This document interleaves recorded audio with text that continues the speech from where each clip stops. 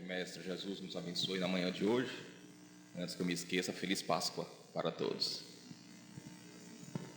Gostaria de agradecer o convite, a confiança de sempre, na pessoa do nosso amigo Virgílio, demonstrar minha profunda gratidão por estar aqui hoje, na pessoa do amigo José Aparecido, cumprimentar todos que nos acompanham pela Rede Amigo Espírita, e na pessoa do nosso outro amigo Luiz Domingues, agradecer a presença de todos que nos acompanham por todas as web rádios do Brasil.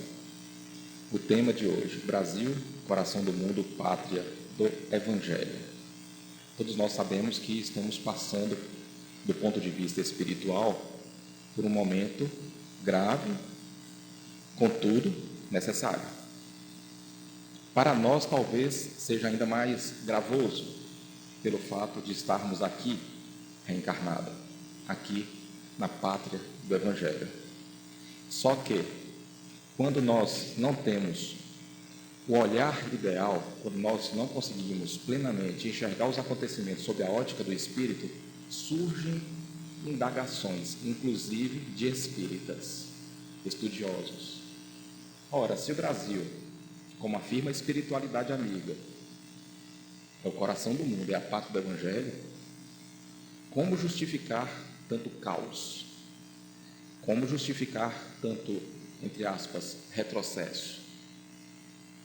Precisamos aprofundar e aguçar a nossa visão espiritual, porque temos enxergado os acontecimentos muito de perto e com os olhos da carne, não com os olhos do Espírito. Para iniciar a reflexão de hoje, eu trouxe alguns dados recentes levantados pelo colega André Trigueiro, repórter da Rede Globo Espírita, que esteve agora recentemente no último Congresso Espírita Capixaba. Os dados são bem recentes. 58.600 assassinatos por ano no Brasil, que dá uma média de 160 assassinatos por dia. 1 milhão de abortos por ano, segundo os dados aproximados da Organização Pan-Americana de Saúde, aqui no Brasil apenas. 496 mil veículos roubados, que dá uma média de 1 veículo por minuto. Desde quando começou as atividades, 9 horas, até agora já foram roubados 15 veículos no Brasil. Temos o maior esquema de corrupção da história da humanidade, revelado a partir da Operação Lava Jato. O maior da história da humanidade, não importa qual seja a equivalência monetária.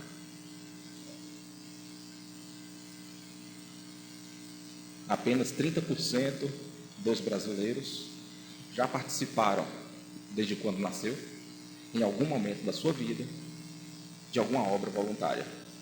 De cada 10 brasileiros, 3, em algum momento, nem que seja um momento muito raro, já fez algo que não fosse em benefício de si mesmo ou daquele que lhe são caros. Apenas 11% dos brasileiros se declaram voluntários, ativos em alguma atividade. De cada 10 brasileiros, 10 se declaram voluntários. 9 não olham para além do próprio umbigo. Entretanto, a imensa maioria dos brasileiros se acham na autoridade moral de ponderar, de apontar ou de julgar qualquer coisa. Eles confundem a autoridade moral com a autoridade civil. Eu pago imposto, eu tenho o direito de cobrar e reclamar. Quem dera que o imposto pago me garantisse entrada no céu. Autoridade civil é uma coisa, autoridade moral é outra, bem diferente. Eu quero que o governo cuide bem das minhas escolas, mas nunca eu faria uma atividade voluntária na minha escola. A maioria não fez. Eu quero que o governo cuide bem da saúde, mas eu sair da minha casa para visitar os enfermos nos hospitais? Não, de forma nenhuma. Temos autoridade moral para cobrar? Não. talvez a autoridade civil, pelo fato e simples fato de pagar imposto, que não garante entrada no céu, que não garante entrada no mundo de regeneração.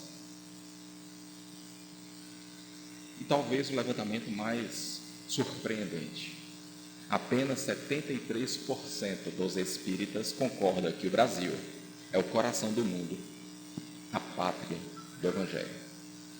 73% concordam?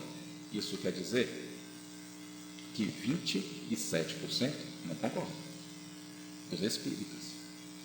Pelo menos se declara espírita. Talvez por estar enxergando os acontecimentos muito com os olhos da carne. Não tem como o Brasil ser coração do mundo, pátria do Evangelho. Se André Trigueiro desdobrasse, esmiuçasse mais, talvez esse número ficaria ainda mais assustador.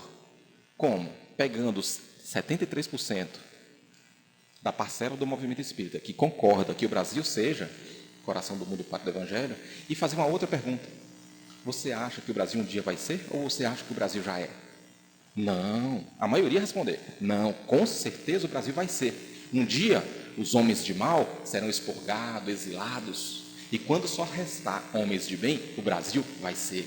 Estou, inclusive, trabalhando para isso. Ou você não me viu pintado de rosto de verde, amarelo, ou de vermelho, seja qual cor for.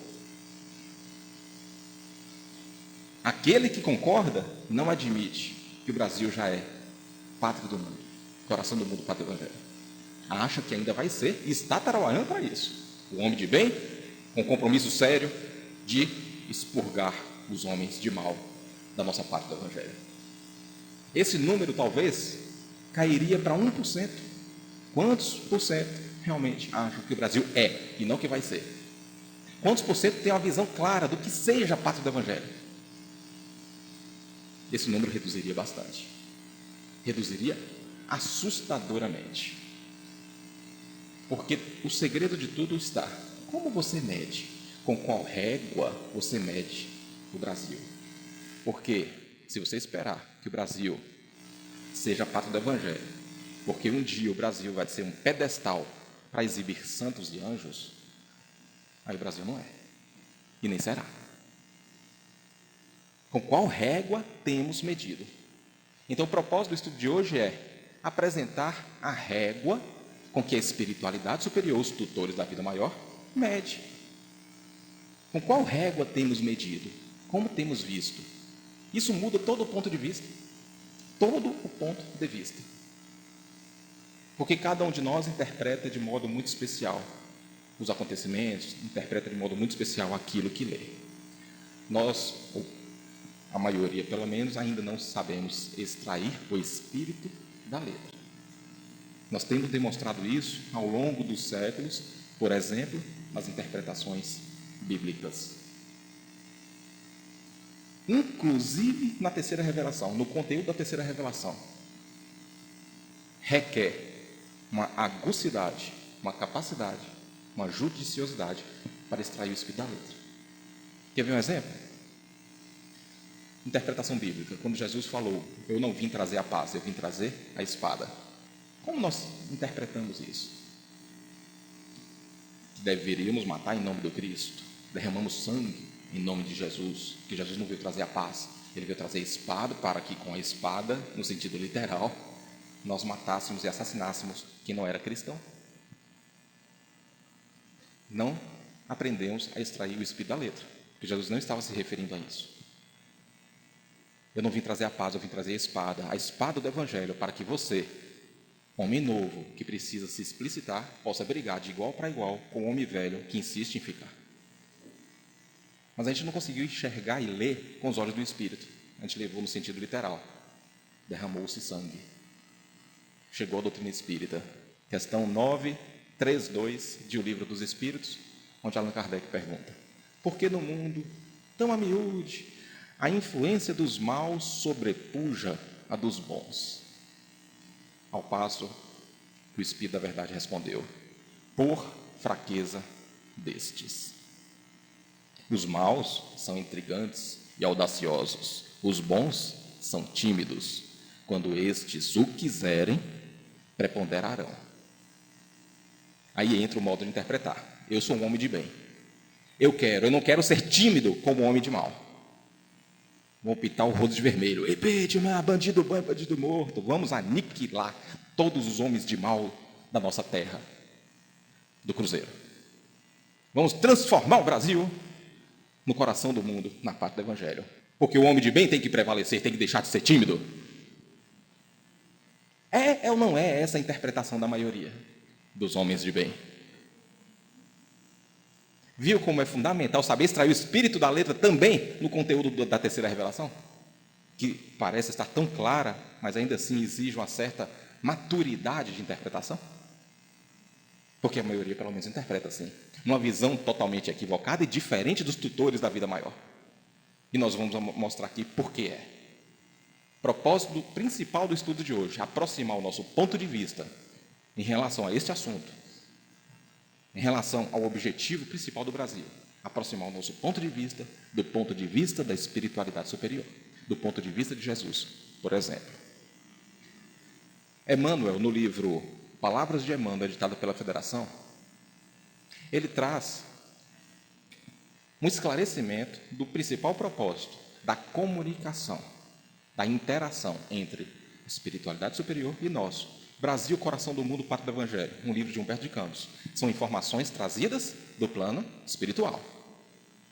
Qual é o propósito de todas as informações? Seja da primeira revelação, foram trazidas através dos profetas, seja da segunda revelação, seja da terceira.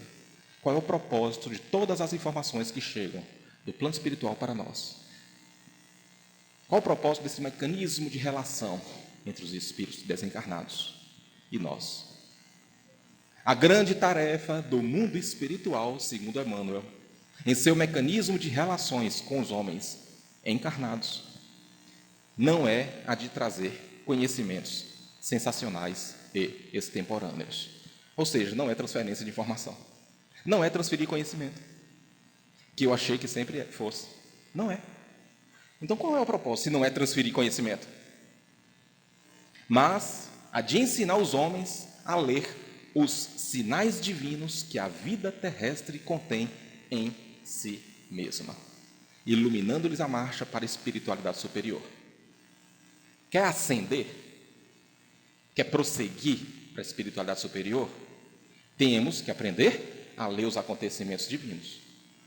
Deus consegue se comunicar conosco de que maneira? Na linguagem dos anjos não vai dar certo, porque estamos longe de ser anjos. Na linguagem dos homens, Deus ia se materializar aqui agora e conversar com vocês como eu estou conversando? Também não. Também não. Qual é a forma que Deus encontrou para conversar conosco na idade espiritual em que nós nos encontramos hoje? Através de qual idioma que Deus conversa com a gente? Através do idioma das circunstâncias. Das circunstâncias. Pedimos paciência para Deus, Ele manda a sogra. Ele não implanta paciência na cabeça. Toma, você ficou mais paciente. Ele manda parentes difíceis. Ele manda circunstâncias difíceis. Por que eu perdi uma filha com 3 anos de idade atropelada? A babá estava distraída no WhatsApp. Por que eu? Por que não outra mãe? Já que nada acontece sem a permissão de Deus. Será que eu estou conseguindo fazer a leitura da vida da forma correta? Será que eu encontrei o significado desse acontecimento? Ou estou olhando muito de perto e resolvi só culpar, julgar e condenar? Por que Deus nos colocou aqui no Brasil sob o governo de corruptos e lado a lado com homens de comportamento tão equivocado? Por quê? Porque não nos colocou num país mais desenvolvido, que não tem corrupção, que não tem maldade? Ah, tá, porque Deus deve gostar mais do povo de lá do que do povo daqui? Deus está agindo com predileção? Deus tem filhos prediletos? Estamos conseguindo fazer essa leitura? Porque todo o mecanismo da relação entre o mundo espiritual e nós é para atender só esse propósito. Aprenda a ler os acontecimentos divinos. Estamos conseguindo fazer esta leitura? O propósito do Evangelho, o propósito principal do Evangelho é esse: fazer com que nós aprendamos a ler os acontecimentos divinos, os acontecimentos terrestres. Temos aprendido? É esse o propósito principal. Jesus, 2000 anos atrás, olha o que ele predisse. É uma predição, não uma adivinhação. Ele disse antes de acontecer. Por isso que é uma predição. Por que eu faço questão de trazer essas duas passagens das predições de Jesus acerca do que está acontecendo agora? Porque há quem acredite que o Brasil só está da forma que está, que o caos, não apenas no Brasil, mas no planeta, só existe por conta exclusivamente do livre arbítrio dos homens. Deus deve estar muito triste com os acontecimentos, como se Deus fosse mutável e não imutável. Olha que absurdo. Nós definimos um atributo que não existe, a Deus. Deus deve estar muito triste com os acontecimentos. Jesus deve estar triste, porque os homens tinham livre-arbítrio, escolheu o mal, por isso que está o caos que está. Quando a gente afirma isso, sabe o que acontece? Nós estamos, sem querer, afirmando que Jesus perdeu as rédeas da situação. Nós estamos afirmando que os alunos tomaram conta da escola, os alunos rebeldes. É isso que a gente está afirmando. Uma instituição sem governo, que é o planeta Terra.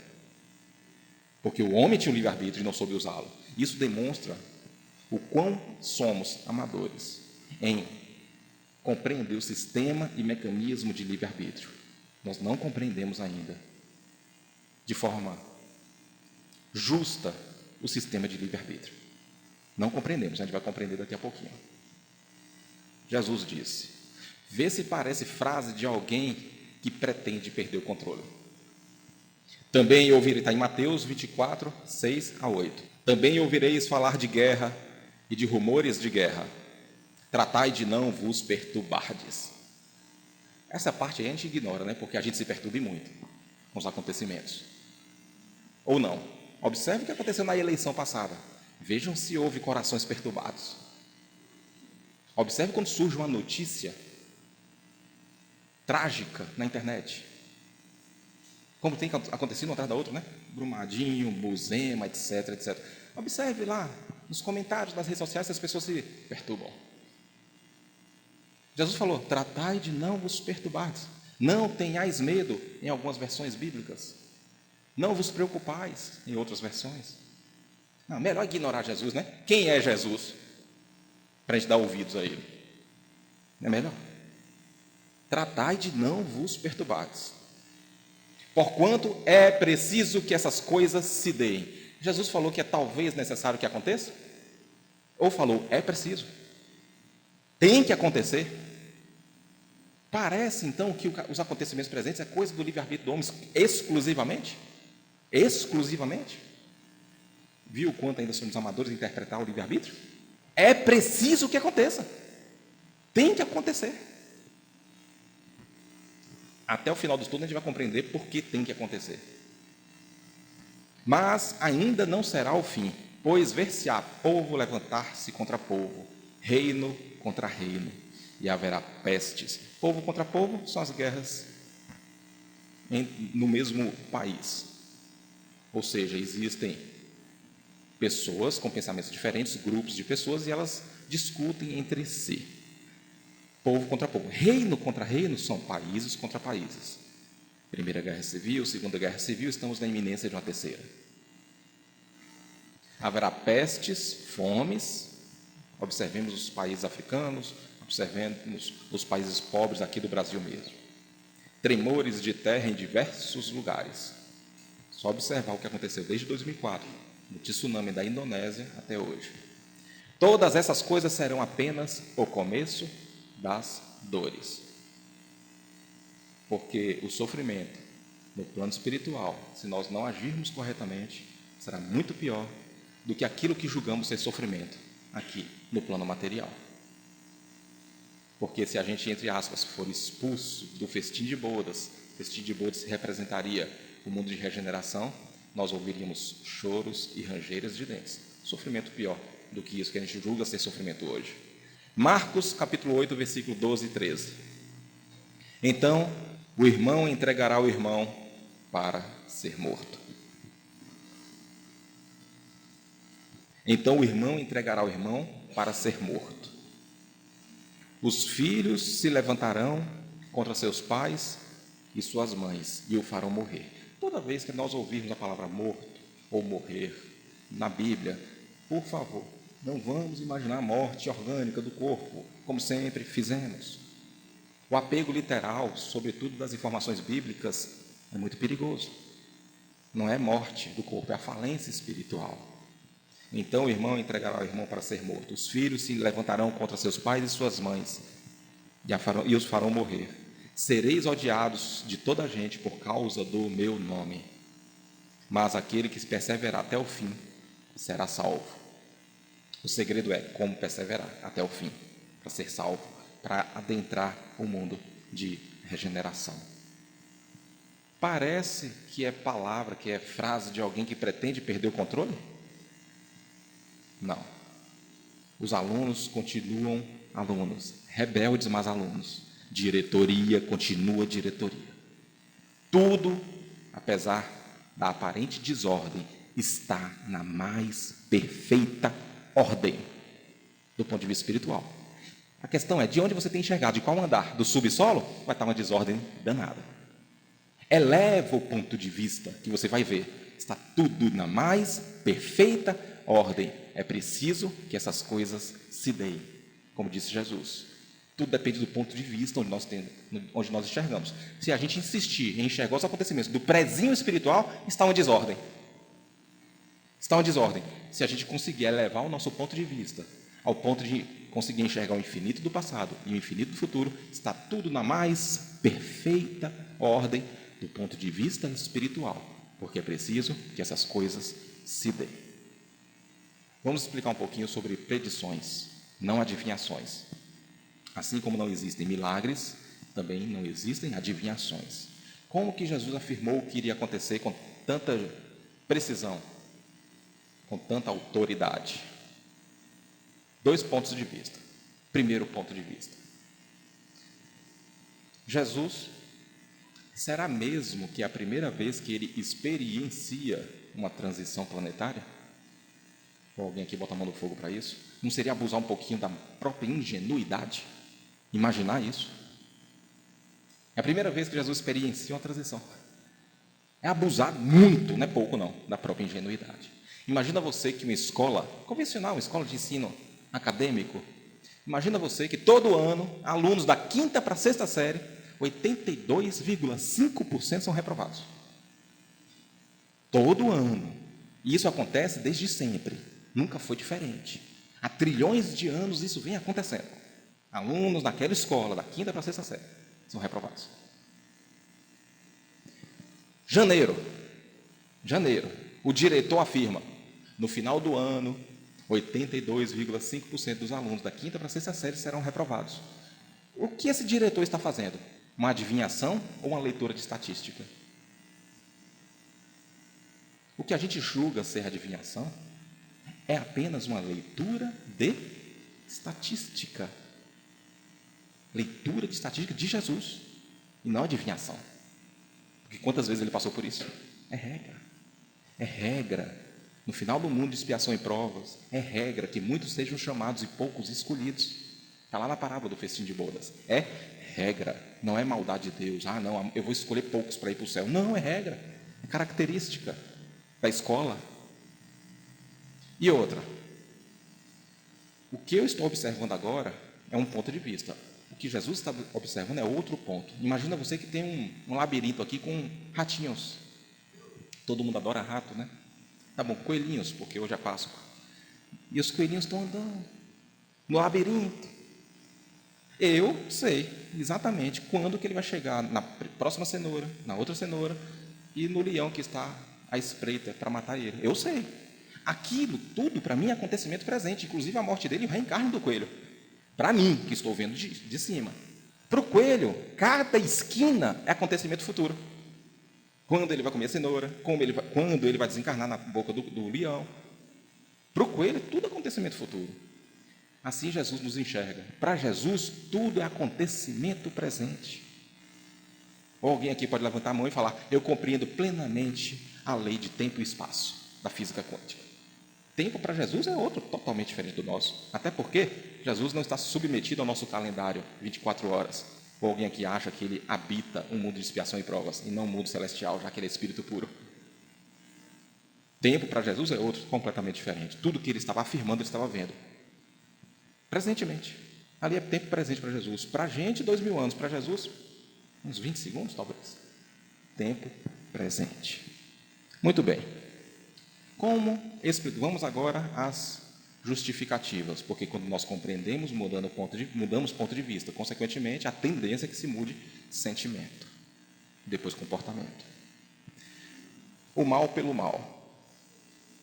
Em O Livro dos Espíritos, tem informação que o espírito não retrograda nem moral, nem intelectualmente. Mas como justificar essa aparente piora? Ou não houve uma aparente piora?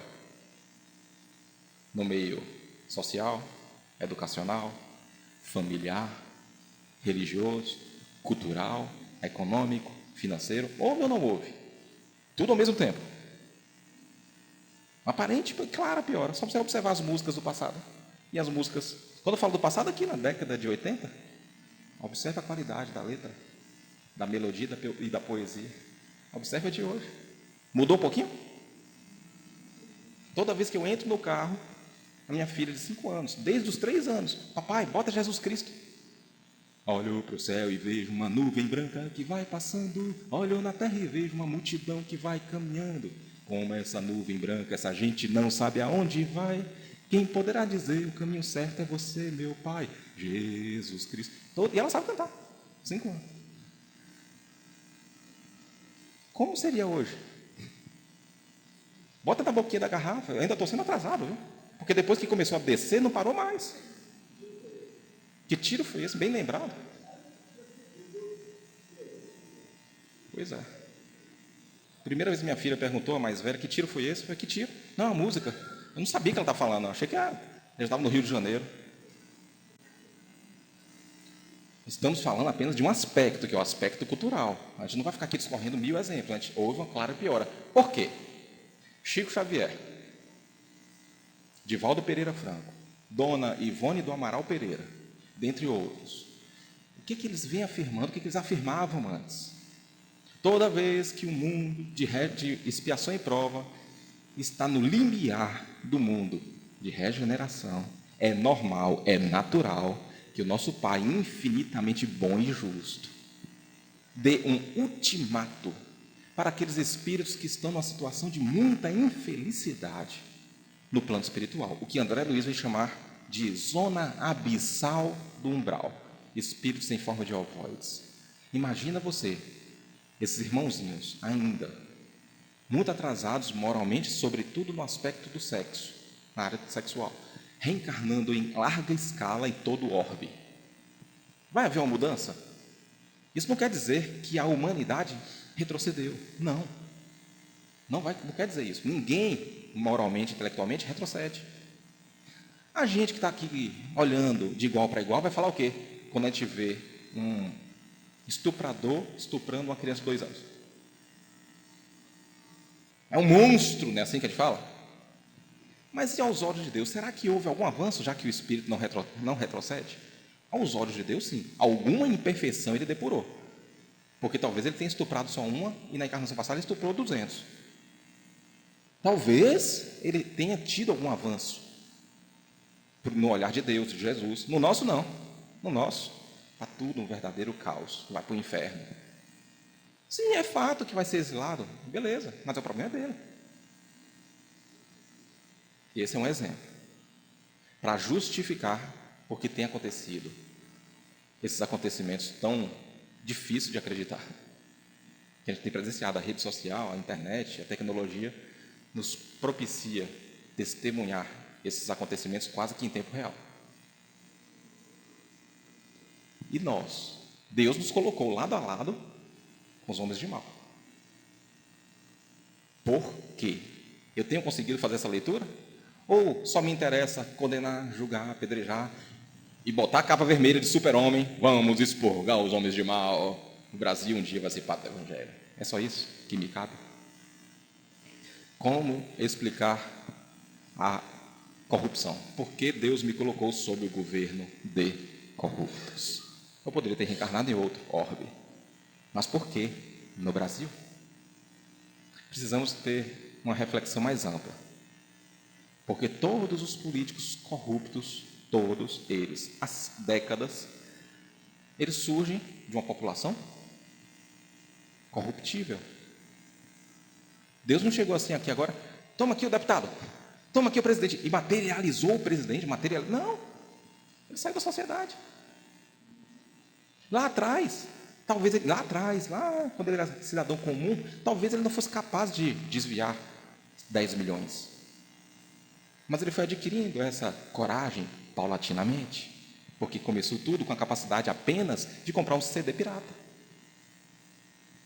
Com a capacidade apenas de não cair na malha fina, de enganar o leão. Não vou declarar tudo que eu recebo, não, porque o governo vai ser meu sócio, e começa as justificativas do homem de bem, né? Começou assim, e foi avançando aos poucos. A melhor obra para clarear nossa mente em relação por que a humanidade do Brasil encarnada é assim. Eu não vou falar os políticos, não, porque o político corrupto de hoje foi o civil corruptor de ontem. Mas por quê? Por que esse perfil, essa personalidade? Brasil, coração do mundo, pátria do Evangelho, tem colaboração plena e máxima nisso. Vamos focar aqui agora no capítulo 5 e 6, justamente porque aqui não é um seminário, não vai dar tempo para a gente discorrer mais do que isso. Século XV, Jesus vem, e são poucos registros que Jesus veio pessoalmente. Ele vem pessoalmente à Terra. Ele mesmo. Você pode contar nos dedos, né? Quando Jesus esteve aqui. Quando estava arquitetando e construindo o planeta Terra, a pedido do Pai, há 2000 anos, para trazer a Boa Nova. Você pode contar nos dedos. Ele veio pessoalmente no século XV, segundo informações aqui do livro de Humberto de Campos. Com qual intuito? Ele queria saber a que pé andava. Ele queria um itinerário da implementação do cristianismo na Terra. Como é que está? Porque ele tinha vindo 1400 e poucos anos antes dessa vinda dele, implementou a Boa Nova. Como é que está a implementação do cristianismo na Terra? Ele queria o itinerário. E narra Humberto de Campos: o semblante dos anjos fechou-se, e o do Cristo ficou contrito. Os anjos se envergonharam. Porque ia mostrar o quê? Um itinerário manchado de sangue, por conta das cruzadas e das inquisições da época. O que ia mostrar? O semblante dos anjos fechou-se, e o do Cristo ficou contrito. Jesus, ele toma a decisão. Ele chama Elio, que em verdade é Iléu, um avô de Gamaliel, mas Humberto de Campos preferiu usar o termo hebraico do nome dele. Elio.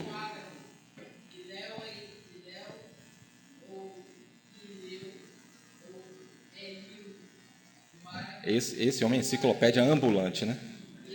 Mas vamos ficar com o termo que Humberto de Campos falou, né? Elio e Léo, é a mesma pessoa. Ele chamou o braço direito, Elio.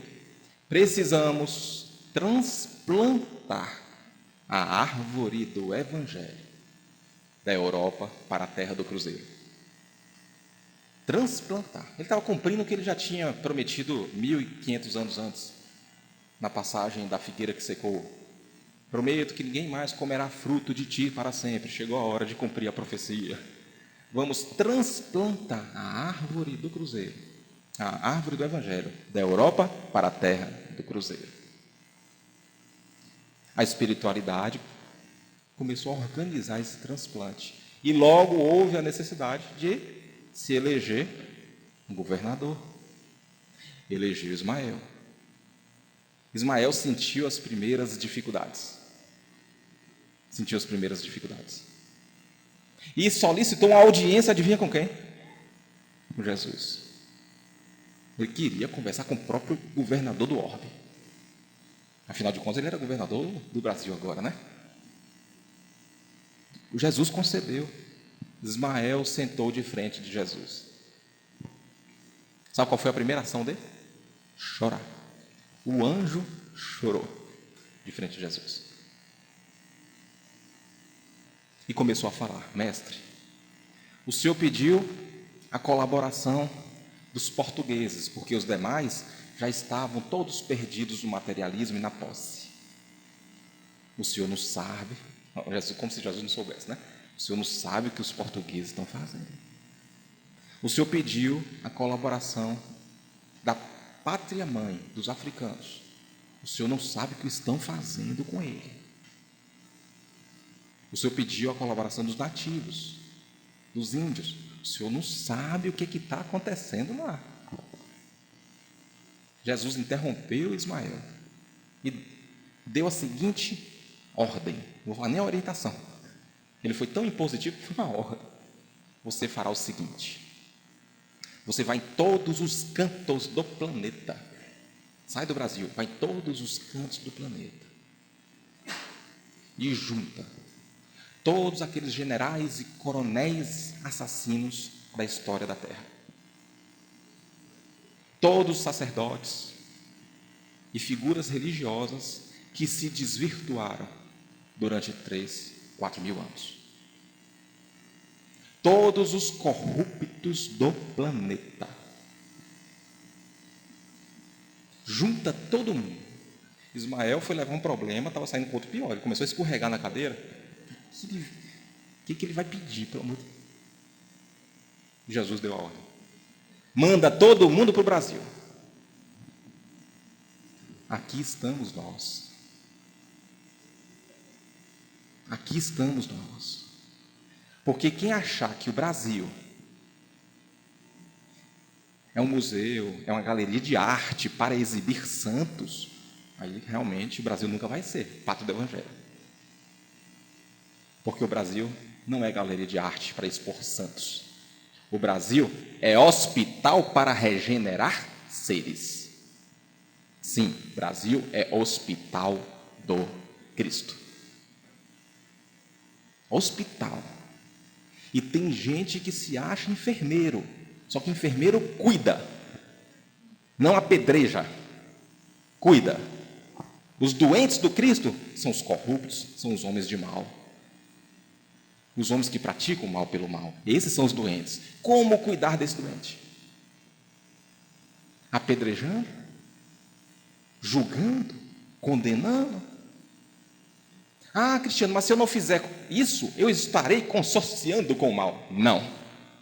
Não é assim que se combate o mal. Ou você concorda que se combate o mal com o mal? Se você parar para analisar o perfil de Jesus, quando ele esteve aqui há 2000 anos, você irá perceber que ninguém nunca lutou tanto contra o crime como Jesus lutou. Mas também ninguém nunca amou tanto um criminoso como Jesus amou. É consorciar os dois. Consorciar os dois. Saber lutar contra o crime, mas também, ao mesmo tempo, saber amar o criminoso.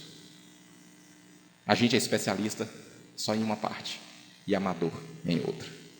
Esse é o problema maior. Por isso não podemos nos declarar enfermeiros, mas sim enfermos. Por não saber cuidar. Enfermeiro cuida. Ou você acha que Jesus está onde?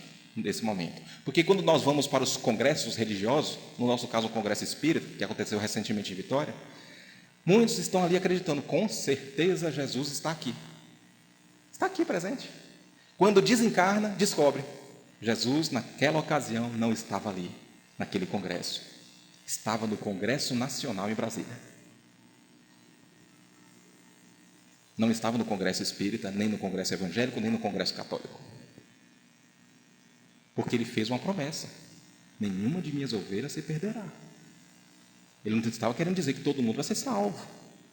Seria abusar da própria ingenuidade, achar que Jesus só governa também o planeta Terra.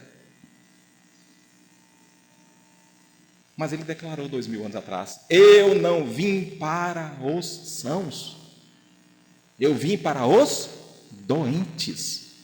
Então, por que Jesus estaria no nosso congresso e não no congresso em Brasília, que tem mais necessitado?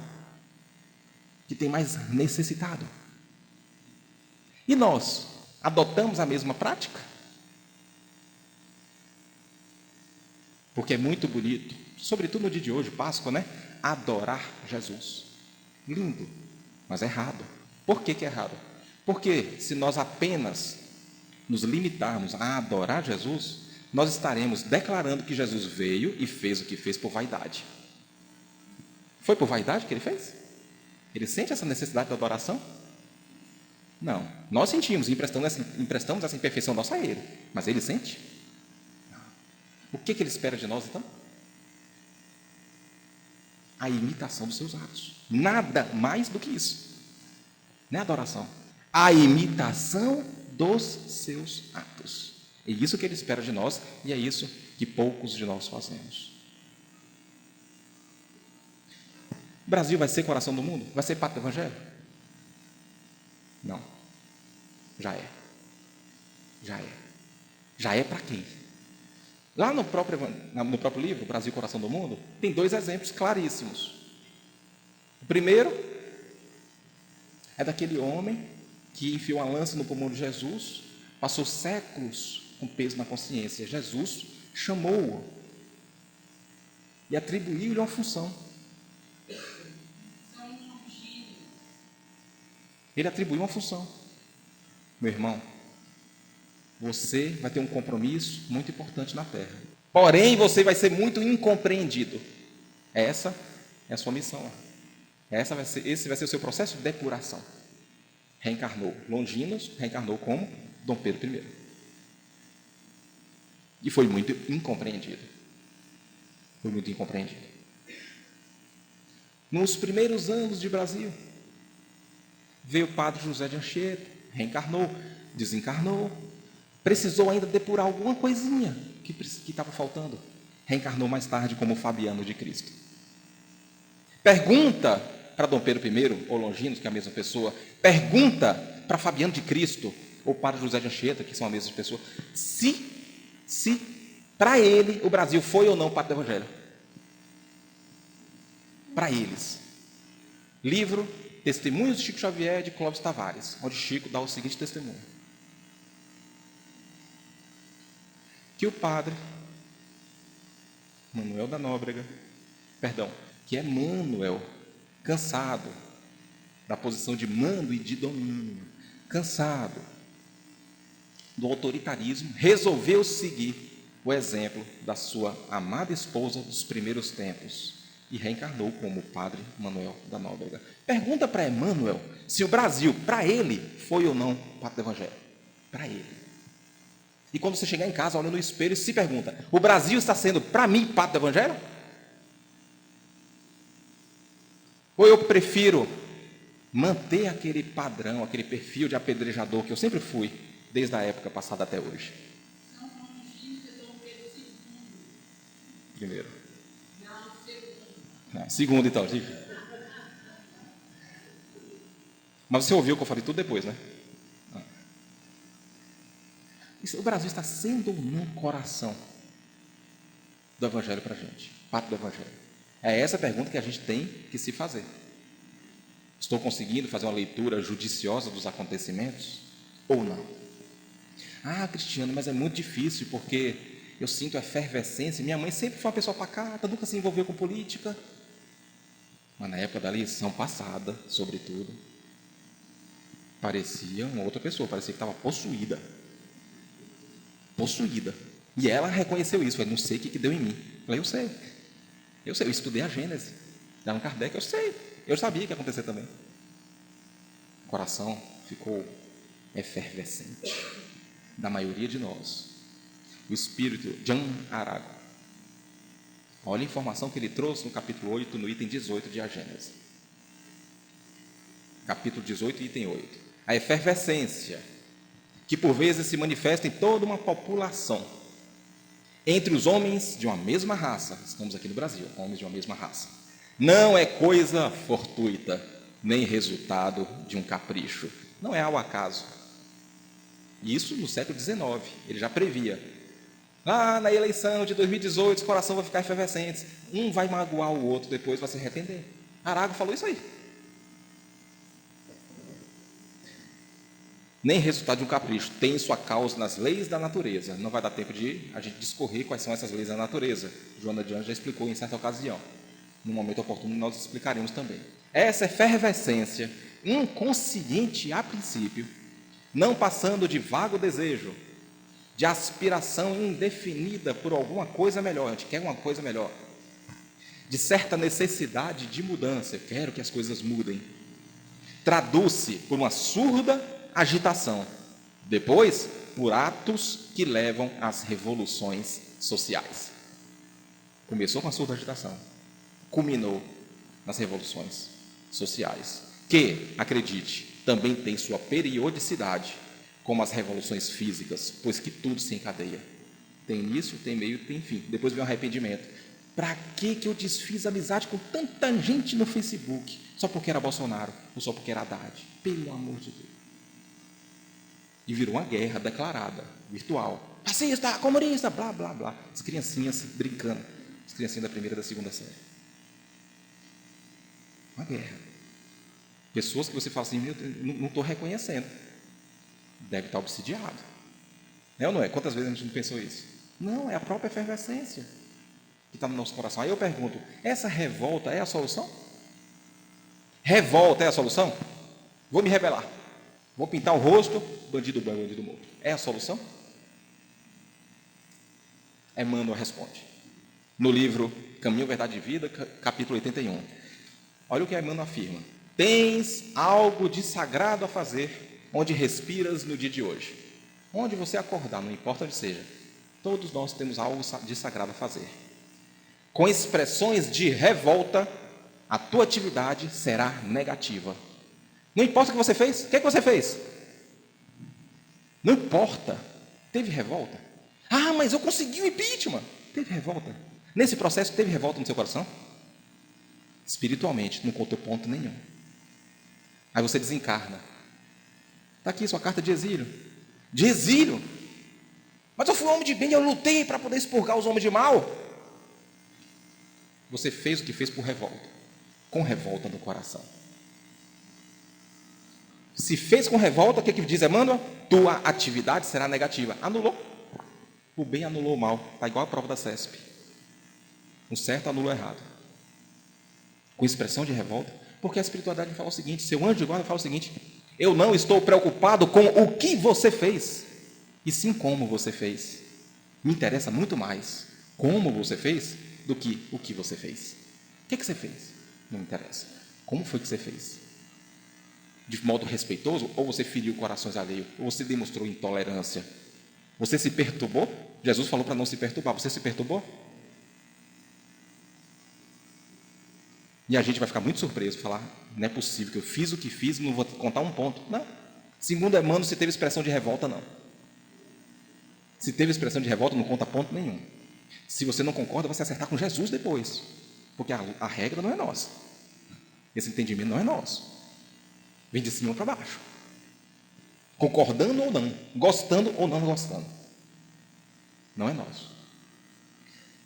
Tá bom. Mas por que temos que passar por isso? Porque lá atrás falou, Jesus falou, é preciso que essas coisas se deem. Chegou a hora da compreensão, porque temos que passar por isso. Quem adentrará o reino de Deus, o mundo de regeneração? Vamos raciocinar? Vamos partir do raciocínio lógico?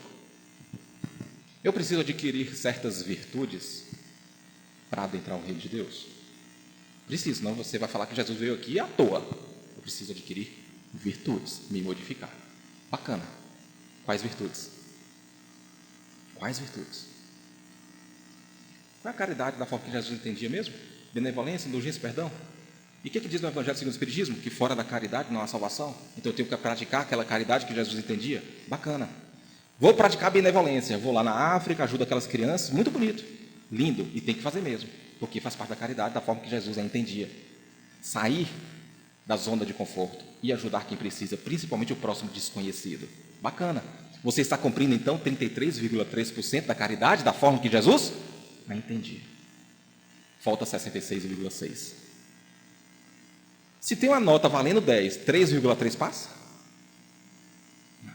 Falta ainda a indulgência. Como que nós vamos desenvolver indulgência? O que é ser indulgente? É não comentar o mal em tempo algum, segundo André Luiz.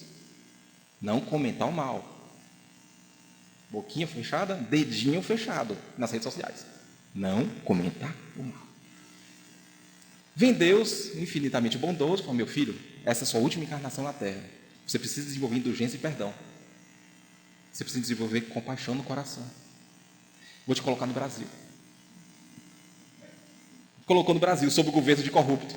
De propósito. Acredite se quiser, aqueles que odeiam Lula vai vir novamente sob o governo de Lula várias vezes. Não nesse planeta, obviamente. Aquele que odeia Bolsonaro vai vir sob o governo de Bolsonaro muitas vezes, até aprender a ser indulgente. Até aprender a ser indulgente. Poxa, hoje Páscoa, eu fui ouvir aquele doido lá na sociedade falar isso. Bacana. Eu tenho que desenvolver indulgência com quem pratica coisas erradas. Eu pratico coisa errada? O outro pratica? O outro é ferramenta para mim. O bandido que pratica o mal pelo mal e o político corrupto são ferramentas de autolapidação. Aí eu pergunto para vocês, digamos que eu, homem de bem, que não trabalhei a indulgência, fui reprovado nessa matéria, adentrei o mundo de regeneração. Quem será a minha ferramenta de autolapidação? Os anjos e santos? Ou você vai afirmar que no mundo de regeneração tem pessoas que praticam mal pelo mal, tem políticos corruptos? Então você não estudou, né? Doutrina do Espírito. Se no mundo de regeneração não tem a minha ferramenta de autolapidação, eu terei que ser exilado, eu terei que ir junto. Por quê? Porque eu sou homem de mal? Não, inclusive a maioria das pessoas da Terra são homens de bem. Poucos são exilados porque são maus. A maioria é exilado por quê? Porque precisa da ferramenta que são os maus. Eu preciso deles como ferramenta de autolapidação. Quem erra muito hoje, amanhã paga, não é assim? Expiação.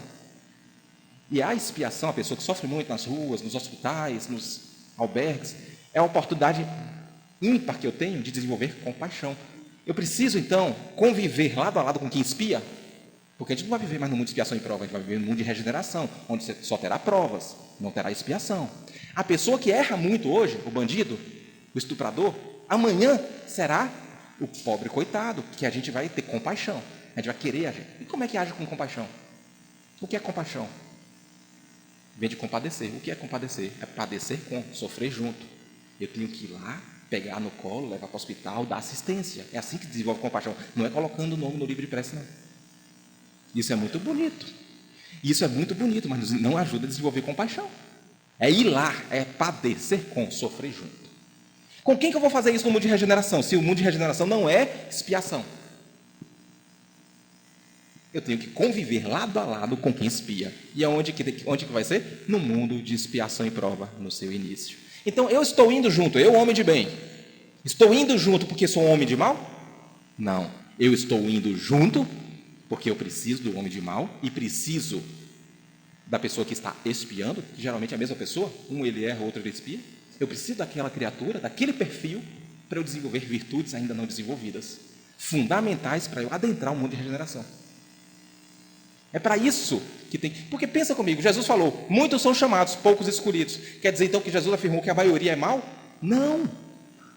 A minoria é mal. A maioria precisa do mal para desenvolver virtudes. É da lei.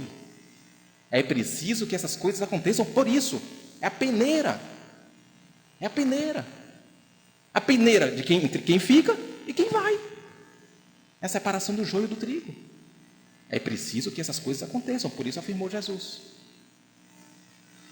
Emmanuel, para a gente finalizar, no livro Vinha de Luz, capítulo 174, olha o que ele afirma. Nós nos achamos até hoje em simples fase de começo de apostolado evangélico. Cristo libertando o homem, adivinha de quem? Cristo libertando o homem dos ladrões? Cristo libertando o homem dos bandidos? Cristo libertando o homem das chagas de si mesmo, para que o homem limpo consiga purificar o mundo. Quem é que vai purificar o mundo? O homem que fez primeiro a faxina interior, depois a exterior. Quem vai purificar o mundo? O homem que iniciou a purificação interior primeiro. Não adianta você lutar contra o mundo, contra as maldades do mundo, sem antes lutar contra as suas. Quem vai purificar o mundo? O perfil do homem verdadeiramente regenerador. Quando você anda na rua, você joga papel na rua? Você joga uma latinha de Coca-Cola na rua? Você não tem essa capacidade. Mas quando você anda na rua e você vê um papel na rua, uma latinha, você pega e anda com lixo dos outros na mão até o próximo lixo? Infelizmente, a maioria dos homens de bem não faz isso. São os poucos. Eu conheço uma pessoa que faz, um espírito altamente evoluído, que se chama Virgílio Knupp. Ele anda na rua catando lixo. Eu falo que ele foi catador de lixo na encarnação passada. Ele sai pegando lixo de todo, até chegar no próximo lixo e voltar.